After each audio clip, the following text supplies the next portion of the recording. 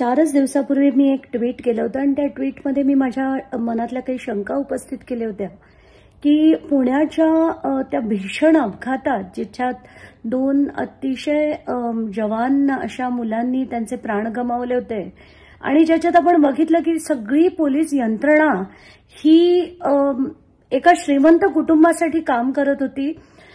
त्याच्या मागे कोण होतं असं माझ्या मनात शंका होती, पण ती शंका होती म्हणून मी ते ट्विट डिलीट केलं होतं. पण आज माझी ती शंका खरी ठरतेय की काय, कारण आताच मी काही जर्नलिस्टचे ट्विट्स बघितले, त्याच्यावरचे पूर्ण ती जी स्टोरी आहे ती की अजित पवारांनी पुण्याच्या सीपींना फोन केलाय असं ते ट्विट आहे. आणि हीच शंका माझ्याही मनात होती, कारण पहिले 4 दिवस अजित पवारांकडनं एक सिंगल ओळ आणि प्रत्येक गोष्टीत बोलणारे अजित पवार, फार स्वतःला अगदी मी सकाळी उठून काम करणारे म्हणणारे अजित पवार पुण्याचे पालकमंत्री असताना एकही शब्दाने काही बोलले नाहीत आणि प्रत्येक वेळेस फक्त त्या टिंगरेंचंच नाव पुढे येत होतं.